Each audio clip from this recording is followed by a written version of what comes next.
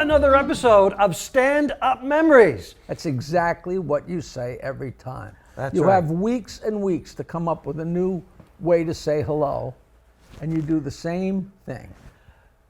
Yet another episode of Stand Up Memories. Jackie the Joke Man Martling in a good mood for You could at least change the opening of the show as often as you change your act. Well, I'm not getting rid of those Jimmy Carter jokes. I think they work. And I have no right to say that. I did a gig the other night, and this guy said, "Oh, Jackie, how you doing, man? Like, you know, it's been a while. I haven't seen you like 10 years." And I looked down. He was mouthing the jokes. Peter Bales. I don't care. I'm Peter Bales, Jackie the Joke Man Martling, and boy, do we have a terrific guest with us today. That's another thing he says every time. We have a really special guest who I can vouch for because I've worked with him many times.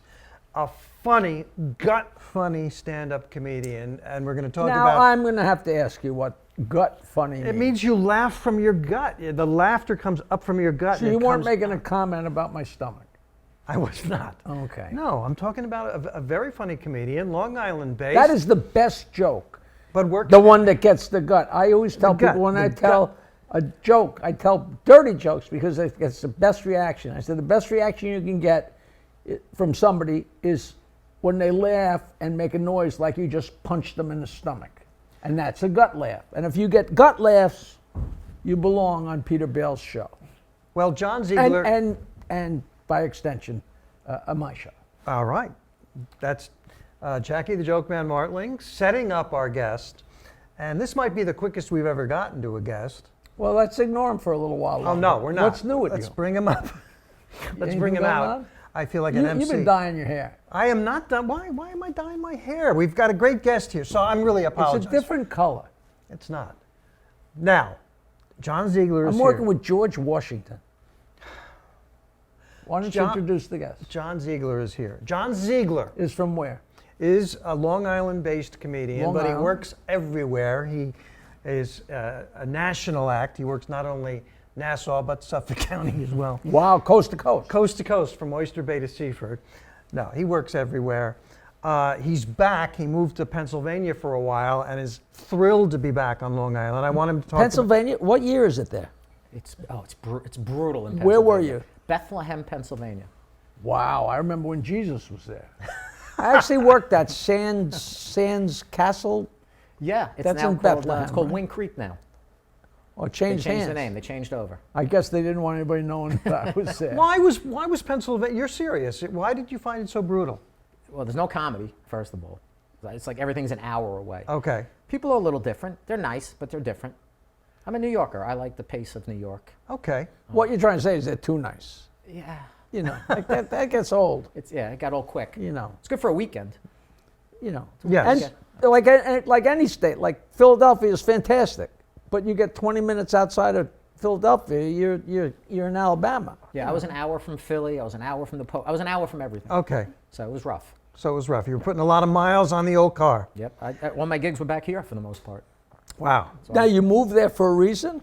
Girlfriend had family, so I owed her after supporting me doing comedy for 13 years. So And you're back on Long Island, and is she back with you? yeah, we're getting married in September. Oh, congratulations. John Ziegler, engaged to be married. Are you applauding that? I'm applauding that because I think that's great. I think it's We've been terrific. dating like 24 years. It's Okay, not so that- she understands that that dramatic you're of a- out at night and busy on weekends. Understands it. Sounds like if it's been 24 years, it sounds like she's a great deal beyond understanding. Well, obviously you know what you're doing and she knows what she's doing, and that's wonderful. But that's it.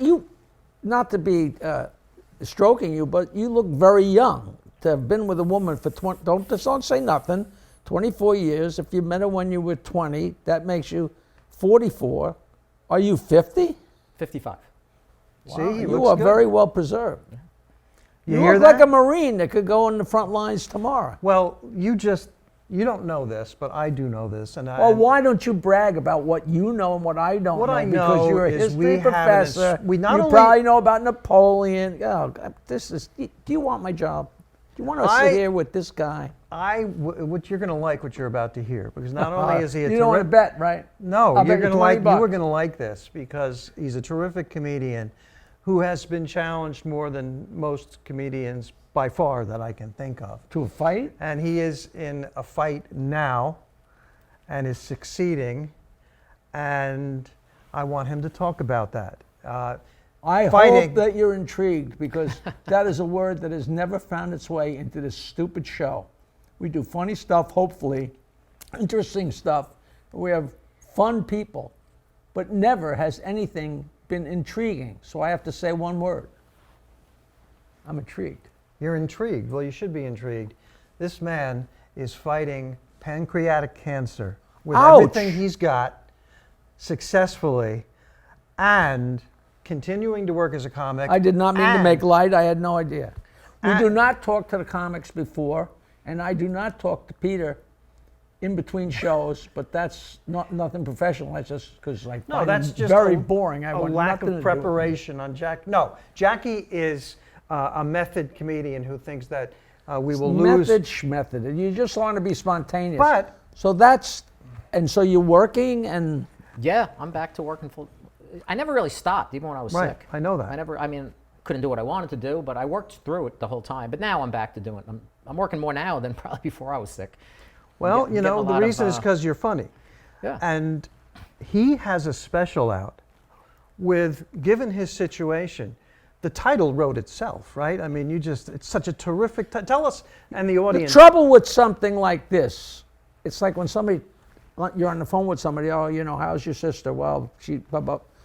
You don't want to make light of it, but you're, like he said, I'm intrigued. Like, are you in remission? Or are you, you know? Yeah, they don't call it that. I'm cancer free right now, but I go for scans every 3 months and But you've had it for a year, 5 years? 26 months. 26 months. Yeah, so I did surgery, I did a bunch of chemo, and now it's just follow-ups. But I'm like a 10%er. It's like a very small. So pancreatic cancer is not good. No, and how did you stumble on it? I mean, My pee was dark. That was it. And I went to urgent care, and they're like, you should probably get to a hospital.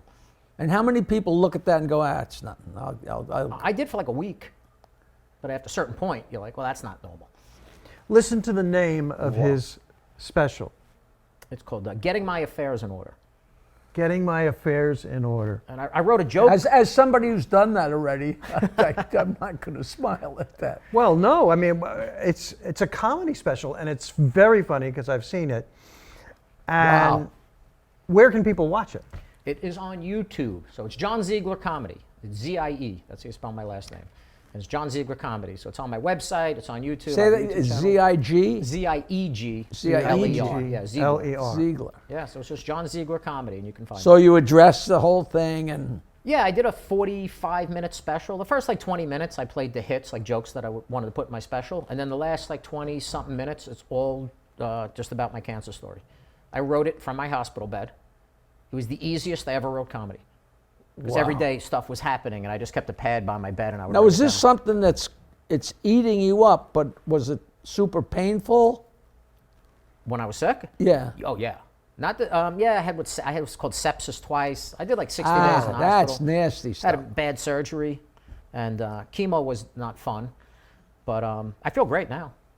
So I Well, feel like great. I feel like nothing happened for the most Well, part. I think you are somebody people can look up to, your fight and how you're dealing with it. I want to ask you, when you process this. Now, what was tougher, on. going through the cancer or keeping your girlfriend at bay for 24 years? That's how we got engaged. 'Cause Oh. I pretty much thought I was dying. I knew what I had, and she's like, I'm like, I guess just I can be married for 6 months. How hard is that going to be? Yeah, that's like tipping the funeral director on your way into the hole. You know? Yeah, So that's kind of what it was. when you got the horrible diagnosis, how long before you knew in your heart and in your brain that you had to do a special? The second they told me. Really? First two thoughts were, I got to call my girlfriend, because they thought I had a problem with my gallbladder. I thought I was getting gallbladder surgery. So she was working, I was in the hospital, and then I found out, and I had to call her. That was first thought. Second thought was, I got to shoot a special. Because comedy is all I love. That's all I've done for 15 So years. I don't know you like he does, how long have you been in the game? Like, 15 years. so you had been at it for Yeah, I lived it for a long time. Yeah, I mean, except for the pandemic, which affected us all. Yeah, I but lived that's, it. You did. That's live a space of time yeah, that it's a we space all of kind of just take and throw, you know. So yeah, it was my whole life. The traveling around and the Traveling whole. around, you know, city open mics, everything I started with. Now, where did you live? On Long Island? Yeah, I grew up in Bethpage, and the Governors Clubs were my home clubs. That's where I started, and slowly but surely I started getting road gigs, and you know the game, and He's lived it. And it seems like immediately you knew you wanted to make a record of your work, your body of work. yeah, it was literally. I had two things. I've always wanted to write a screenplay, which I don't know anything about. So I'm like, well, I can definitely get the special done. I have enough time for that, but I don't think I'm gonna have time to write a screenplay. So I forgot about that. Did they give you any kind of, this could be like, scenarios of what could happen or how long? Or, Yeah, I got a surgeon who's very optimistic. So he's Mr. Everything's going to be great. But I know the numbers. I have Google. Right. I know. I Right, Googled it. right. I'm like, this isn't. good. Right. So the only guys I know had pancreatic cancer were like Alex Trebek, the guy from Dirty, Patrick Swayze, Yes. Steve Jobs. Uh-huh. And they were all gone in 8 months.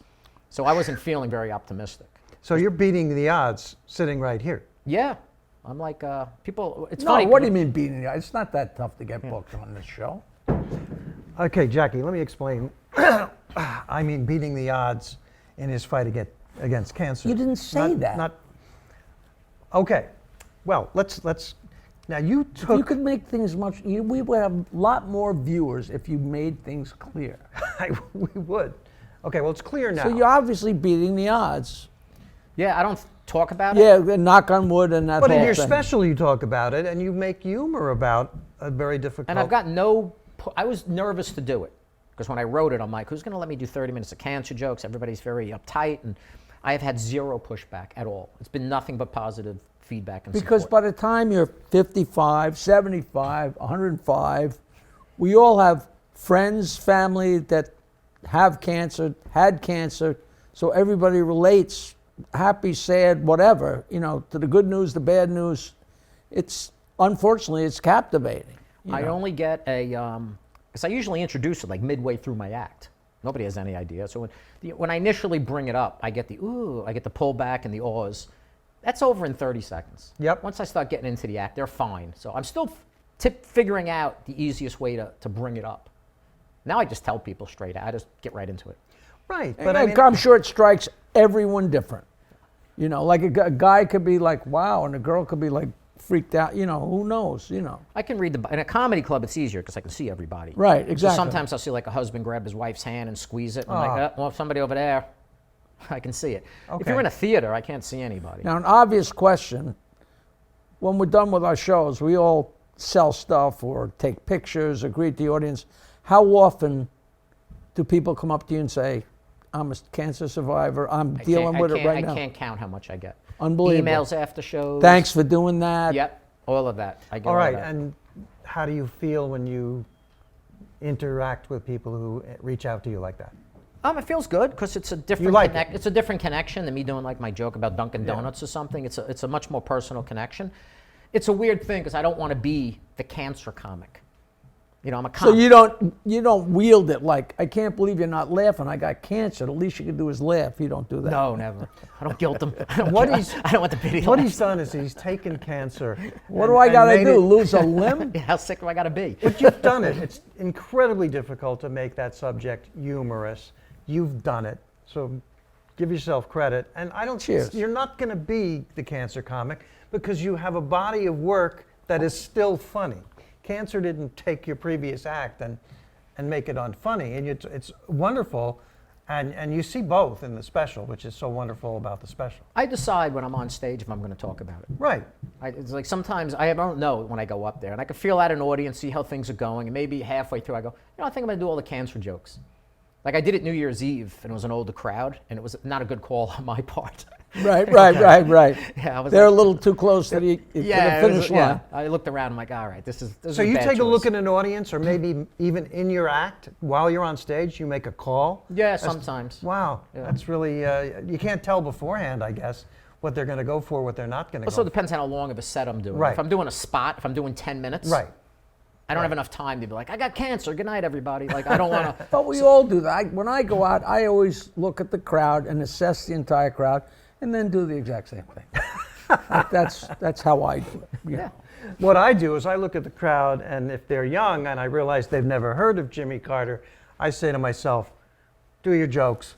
Teach them who Jimmy Carter was. Give them both barrels. So, like last weekend, or 2 weekends ago, I spoke for Northwell. I was like a keynote speaker for Northwell, and it was 1,500 cancer survivors, which I guess I didn't pay attention because I thought I was speaking to medical staff. Right, Okay. right, And when I right. showed up, I'm like, oh, they all have cancer? So I did 15 minutes of cancer jokes, and it went great. I was really shocked afterwards, the response I got. So, it's kind of cool to get that feeling. Oh, cool. It's got to be a terrific feeling. Wow. And I had to follow he's the saxophone player for Billy Joel. He's the original sax player for Billy Joel. Richie? Richie Canada, yes. He has cancer, or he was in the He's show. in remission, but he's in the show. He was the other speaker with me. He had non-Hodgkin's, I'll pronounce it wrong, non-Hodgkin's lymphoma. He had a pretty bad. You know what? And it was a while back, right? About 7 years ago. Because Wow. I know him fairly well, and I'm not sure if I knew that and forgot it, but he's back. a He's lot back of with people Billy. keep that. They keep that under the hat. You know what I mean? Like, Yeah, he was. And I was 4 feet away from him, watching him do New York State of Mind with his other band. Oh, wow. And man, was he good! I'm like, I have to follow that. Lords of Flatbush. Lords of 52nd Lords of Street. 52nd Street. Yes, They're so great. The kid's amazing. The kid who played the organ and sang. His name's Dan Orlando. He looks like he's about 18. And they sound just like Billy. So talented. So I was like, this is. I'm getting uncomfortable. Like I have to go up now. After And a yet it standing went ovation. great when you did. Everything went great. Because it's music and comedy. It's kind of It apples worked. and oranges. They you set it know. up very nicely. It was a very well run event. What would you want people to know who've never had cancer? Have you had people awkward when they try to talk to you or they don't know what to say? What would you say to them? Like, relax? Or what would you say? Honestly, people who, and you probably can relate this, people who've never had cancer don't know sometimes how to talk to people who are dealing with it. Yeah, most of Well, my that's friends, what I was saying before. If you're on the phone, somebody says, "Oh, my sister has cancer." What? Sorry, what to do? You know what? Most of my friends are comics. So in the hospital, I got like I call them, my civilian friends would call me, and it was like, we're saying prayer. Like, how many times can I tell the same story? in Right, prayers? Right. The comics, I guess that's how we express affection. They just roasted me. Right. There They wasn't come a in lot- and bust balls, and Yes, it's a relief. exactly, and It's it a felt relief. good. So Mick Thomas, Mick, Yes. texted me. I kept it under wraps that I was sick. I don't want anybody to know. I was in ICU, Yeah. and all of a sudden my phone starts buzzing like 100 text messages, and I call my girlfriend. I go, "What's going on?" I didn't tell anybody. Chris Roach, friend of ours, posted a beautiful thing on Facebook without my knowledge. So next thing I know, 500 people are calling Right, me. right, And right. I'm like, she's like, Roach put a post up that said, "John Ziegler, great friend of mine, very like underrated comedian." He I called, didn't mean it. No, I called him up and I said, yeah. "Roach," and he goes, "I know, I'm sorry," and I go, "Underrated comedian," like that's. Right. That's So Mick texted me, which I thought was great, and he wrote, "John, I heard what's going on. I'm really sorry. Anything you need at all, just call me. I have nothing but time." And I put my phone down. and are there any gigs you're not going to be able to make it? Well, his second text, and it's hard to have comedic timing through text. Yes, right, it is. right. He texted back after he said, "I have nothing but time," and it buzzed again. I pick it up and said, "Unlike you."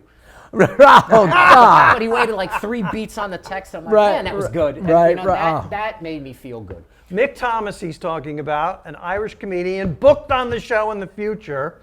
And Chris Roach has been on our podcast. We love those guys. Yeah, both good friends of mine. And So. to the people at home, this is proof from John. When comedians insult each other and roast each other, it's a sign of affection and trust. Not when I do it to you. There are exceptions, but am I right? I mean, it's Absolutely, It is absolutely. when I'm kidding. That's what made me feel the best. Man, I can That's nice. imagine you're lying there and you got 1, 2, 3, 4 civilians. It must Same sound con- ugly it's the to same people at conversation. home. Same conversation. And all of a sudden you see a comic come walk in the room. It's like, you know. Oh, I had no visit. I didn't let anybody visit me. My girlfriend, was the only one I allowed, and my family, of course. But Right. I didn't friends. You know, you got tubes in you, so I don't want people coming in. Right. But text, Roach doesn't really sleep, Chris Roach. So it felt like a lot like a booty call at night. It was like 2:30 in the morning. I would you don't sleep in a hospital. They're taking your blood pressure every 4 minutes. Right, So I would right. text Roach at 2 in the morning. I'd be like, "You up?" It was like a booty call, and he was always awake. So he would always He's be a like, great "Oh, Oh, Sometimes- that's nice. Great That's character. nice. So it helped me a lot. We would talk from like 2 to 4 in the morning. Ah, that's Yeah, it really that's great helped. to hear. So, You know what we do on the show? We sometimes ask comedians. We never have sex with each other. We don't do that. You're right. But we sometimes ask comedians about the worst times they've had on stage, because you'll agree, 99% of the time, the shows are great and a lot of fun.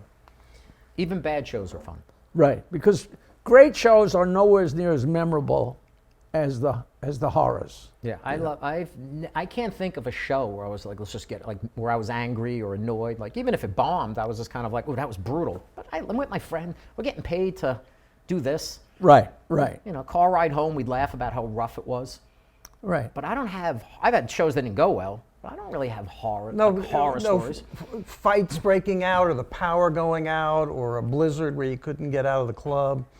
That's what comics talk about at the diner, because most of the time, the shows are wonderful. And you're right, even when they're bad, They're still good. they're still good. Like I had a joke once. You know, sometimes you get humbled in this very quickly. Yes. I was doing really well. I had a stretch where I was just doing well. Every show I was killing, and I got a little.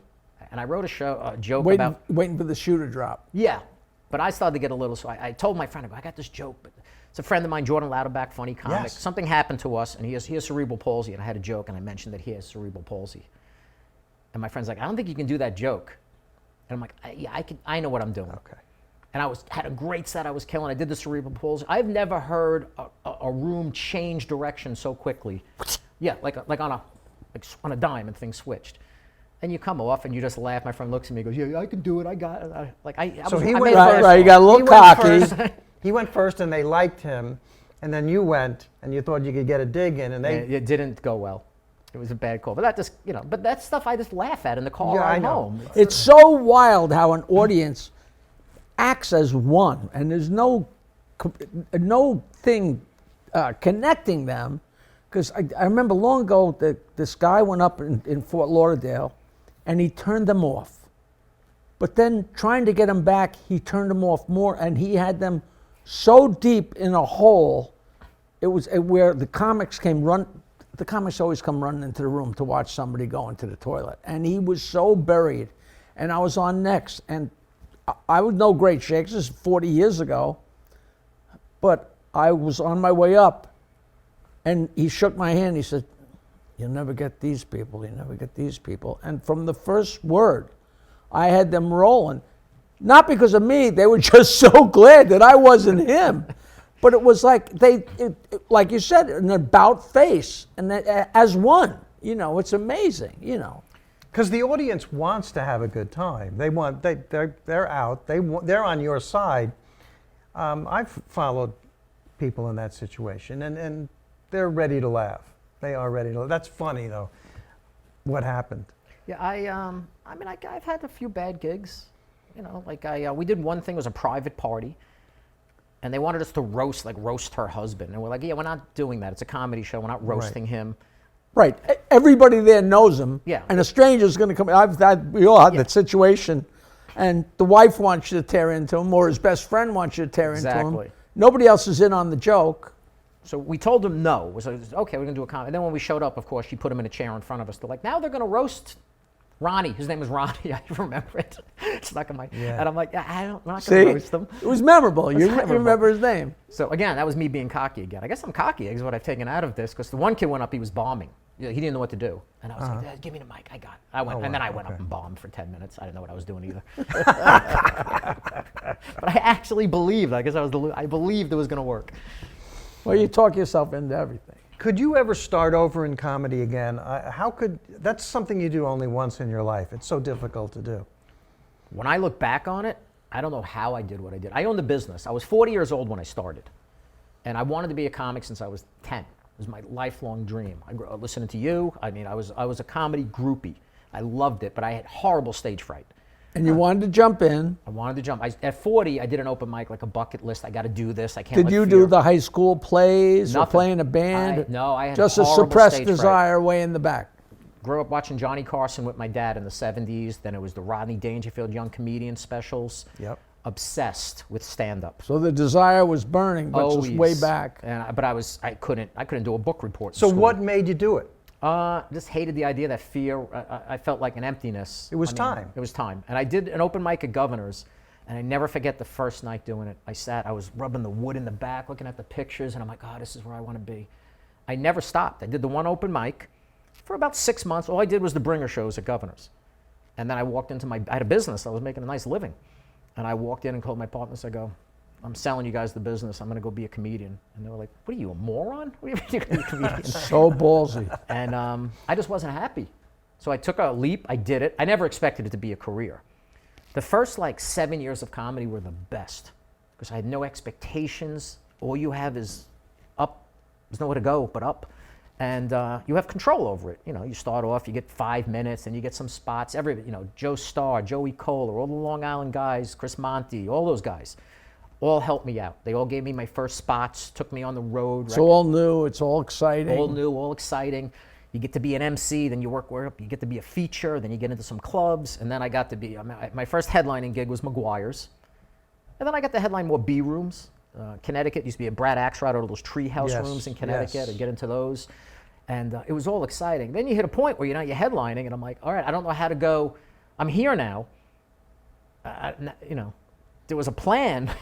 Now I'm stuck, and that's when it stopped being as fun. Gotcha. To the audience at home, he mentions Joe Starr, a future guest on this show, Okay. and Chris Monty and Joey Kohler, who have been guests on this show. So And stand the up. very, very, very cheap, but now retired Brad Axelrod Yeah. was such a was, character. How much the, do you owe the you? owner and the producer of the Treehouse Comedy Club. A in great guy, Connecticut. great friend for many StandUpMemories.com. years. Go back in our library and you can see our shows with some of these gentlemen. Brad that- he was always very good to me, Brad. Yeah, he was always good to me He was too. always good to me too. But I he must say he is that. a cheap best. I think he'd be offended if I didn't throw that in. Now, you have had your challenges as a comic, and we've talked about your main challenge, but you took caring for your mom and made it funny on stage. Yeah, tragedy is the best thing in the world for me. So when my mother had Alzheimer's, to this day, I think it's the best 10 minutes I've ever written. And then when I got cancer, I have about 25, 30 minutes on that.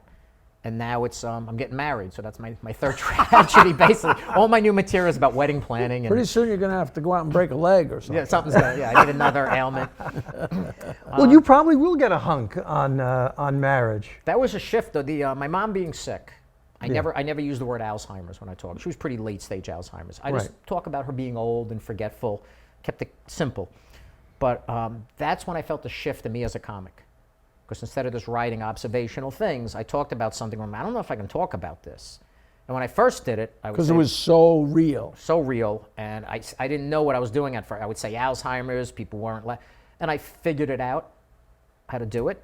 And that Was your father still alive, or is no, he still? my father he's been gone like 26, 27 years. Okay. I have nothing funny about him yet. No, but was anybody passing judgment, like a sister or No, a they cousin? loved it. My family loved it. I did it. It's a playful. You've seen what I do. Yeah, I've It's- seen what it's you nothing, do. Yeah, it's nothing. And I try not to make it sad. And I figured out how to do that.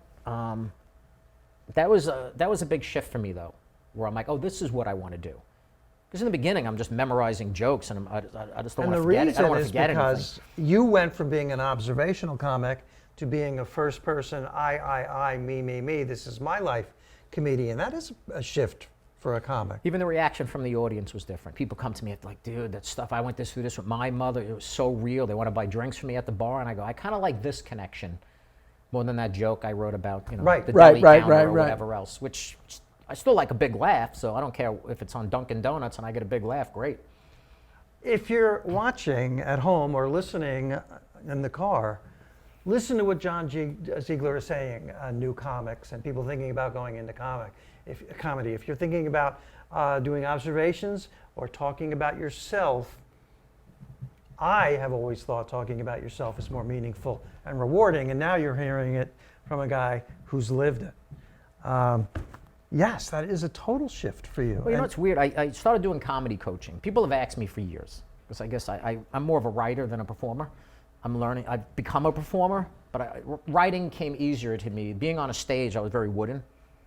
I was like, I don't move very much. It took a while. You don't give yourself credit. I mean, It took a while. It was like I felt very uncomfortable in my skin on stage. Now You probably didn't come across anywhere near as uncomfortable as you Yeah, I felt, don't think I'm I sure. did. In my head, I was. But I do this. I started doing this comedy coaching, and I was kind of reluctant to do it. It felt a little Like one-on-one? one-on-one, helping new comics develop their act. But the thing I've noticed is these comics come to me, and they have like a lot of kind of jokey jokes or dad jokes, whatever, and I'm like, all right, it's okay, but. And then I start talking about their lives, and some of these people have like amazing lives. I'm like, how are you not talking about this? Like, you have a crazy life. And they never talk about it. I could not agree more. And And the great thing about teaching anything is when you're teaching somebody, nobody's learning more than you. It really does help. Which it is really like- does help me. That was, that always amazed me, I mean, my hour sessions turn into 3 hours because I'm as frustrated sometimes not getting, if I can't get it for them, I'm like, I can't let you leave yet. But then I go home and I start critiquing my own stuff. It does help me. I think that's fascinating. I saw something in John that I see in me, and I do it. I may have done this. He doesn't have white hair. I may have made this comment. It's almost a joke, really, but it's true.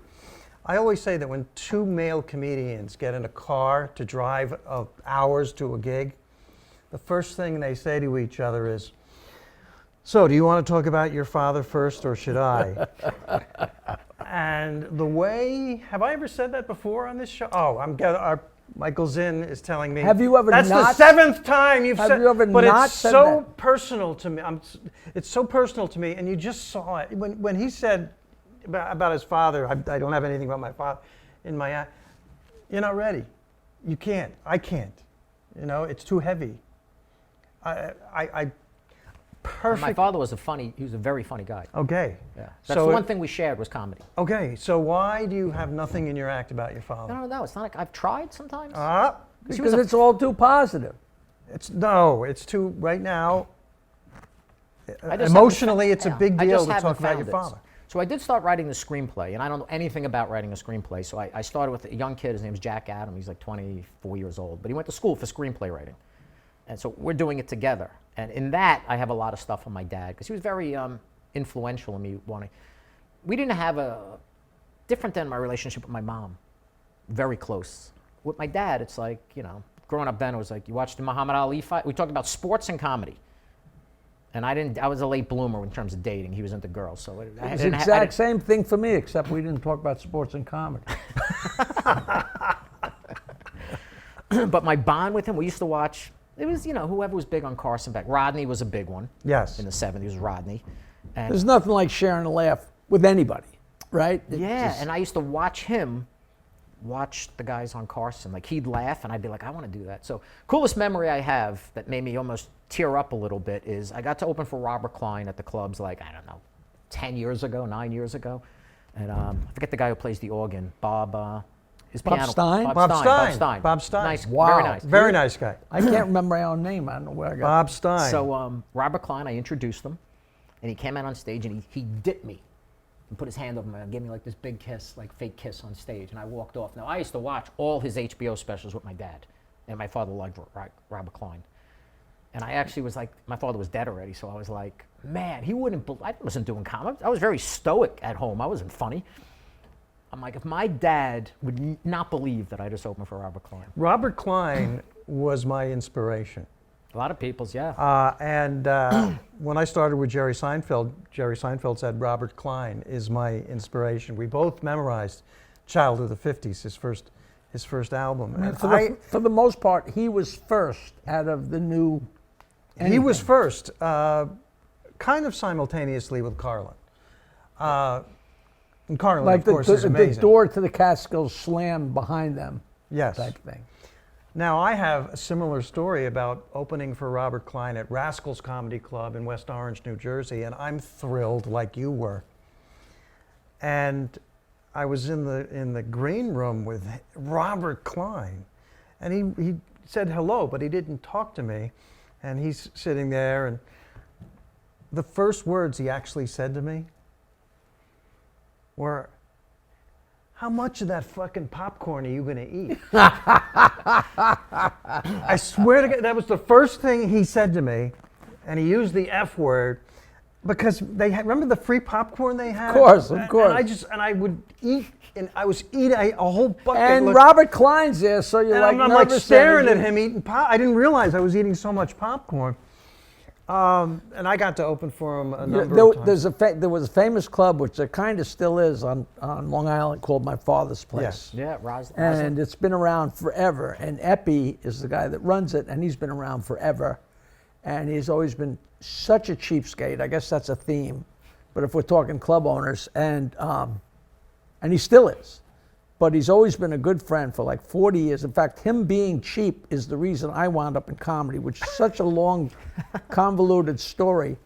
But I don't know where I was, whether it was at the East Side or the first time I was in the presence of Robert Klein.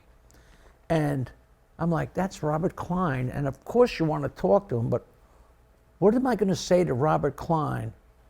And I just walked up to him and said, "Hey, Robert," Epi says hello. And he said, "How much does he owe you?" We've been friends for like 40 years ever since then. It was like such a common denominator. And he was close friends with Rodney Dangerfield. So, Dangerfield, of course. he did tell me Klein that. was, yes. And I've worked with Bob Nelson a few times. I know I was close with Rodney. Oh, yeah, Bob Nelson. So, listen, what a show. We got to have John on again. Absolutely. Please, we want to have you on again. I have a request. I would Really? like John to come on with his bride. Oh, that would be cool. If she would- She is very shy. Perfect. I would love to lure her in. I don't know if you can get a picture with her. Never mind, get her on.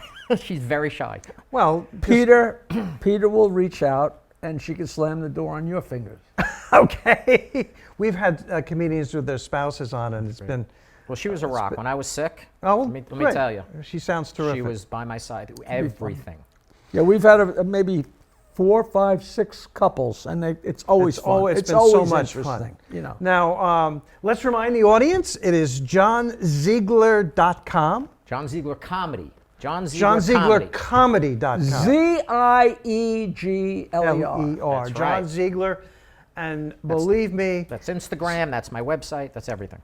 and you're on Facebook too, of course. Yeah, on Facebook. And this special, you got to see it. The name of the special is Getting My Affairs in Order. He's out working. Watch John Ziegler do comedy, and he's so funny. And he gets the Stand-Up Memories seal of approval, correct? That's a pretty big deal. Are you sure you want to just toss that around? I do. It's bigger than the Good Housekeeping seal of approval. You were So, great, John. You were great, It's a- man. it's a That was pleasure I to was meet happy you. with the mug. That I got you a seal, keep too. the mug, man. But we really do spare no expense. We don't. We don't. You have been an inspiration. You are an inspiration, and the highest compliment I can give, really funny. I mean, really, really funny. Right? Right. All right. Jockey the Joke Man Martling. I am Peter Bales, and that is Mr. John Ziegler. Thanks, man. Thank you. Thank you for having me, guys. Thank you, John.